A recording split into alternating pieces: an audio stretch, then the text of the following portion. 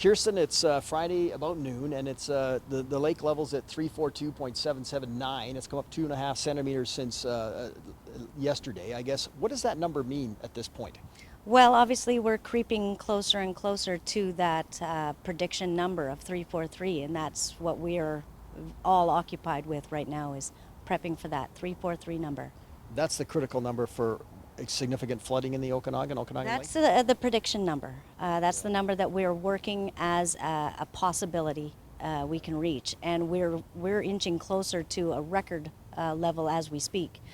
So it's not without reason that we are prepping to that 343 level.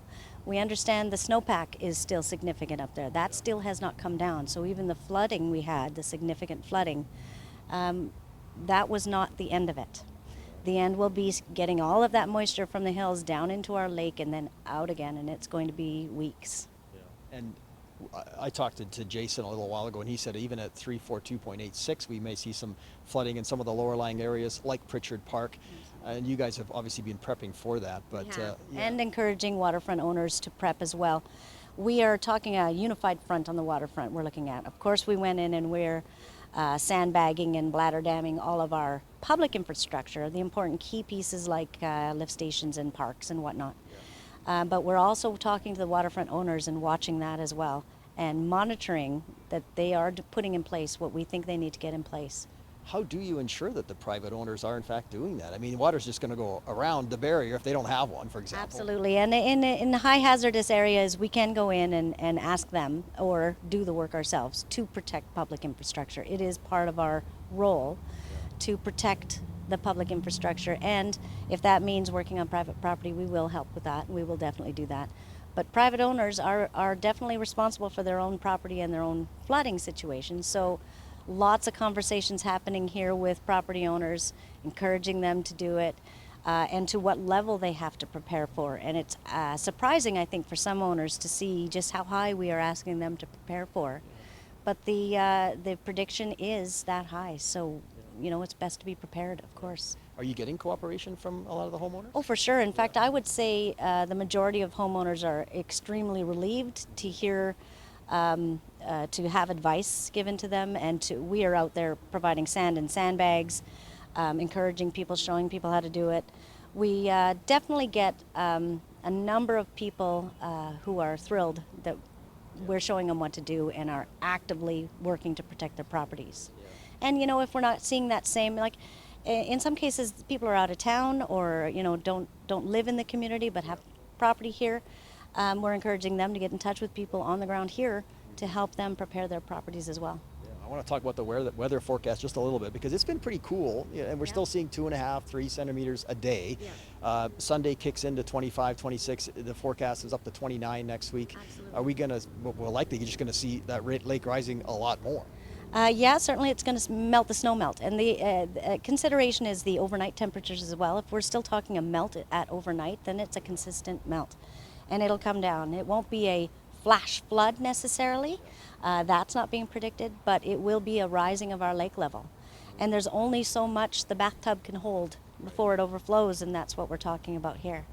Yeah, the weather we watch very closely because it has significant impacts in a number of different ways. We could even see different weather patterns developing depending on the heat we get, which could bring in wind, which is causing wave action, and waves are one of the things we're seriously concerned about. It's one of the reasons we're asking boaters to stay off the lake, because a wave can impact the wall you've put in place and damage the mitigation efforts we've got out there. We're seeing some places shut down boat launches, for example. Could we see that on Okanagan Lake?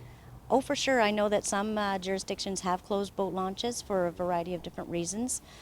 We can't tell an individual jurisdiction what to do, but certainly closing of some boat launches has occurred. And some dock infrastructure is actually underwater. There's another hazard that boaters should watch for too. So we're telling people go to your local jurisdiction website to find out what closures are going to impact your weekend. But essentially the message is all the same from each jurisdiction. That's if you can't avoid it, don't boat on Okanagan Lake. And if you do boat on Okanagan Lake, because it is May long weekend and a lot of tourists are coming here, what would be your message to the boaters? You want to avoid that sort of looky-loo people going along the shorefront. We do, in particular, vulnerable areas for sure. So the message is very clear. Very slow speeds near shore. So we're saying go as slow as possible. There's no reason to race by these areas. And if you're just out to have a look, understand that your wake can, even a small wake, can impact the measures they've put in place or cause them problems. So avoid it. And the snowpack is considerable still. It's been a cool spring, and with these hot weather, how worried are you guys in there? Worried? Well, we're preparing for flooding. We know it's coming down. It's not something we can avoid. So we're watching it, and we will continue to monitor it. We know we watch our lake level all the time. So we're at the point now where we know it's going to be an impact. We know that lake level is going to continue to rise. We are looking at a long haul here, a couple more weeks. We're going into June with this kind of consideration. So, watch courtemergency.ca for updates. If we're in a situation where we're evacuating people, you need to sign up for e-notifications so we can get the word out to you directly. But at this time, all we can do is wait and watch.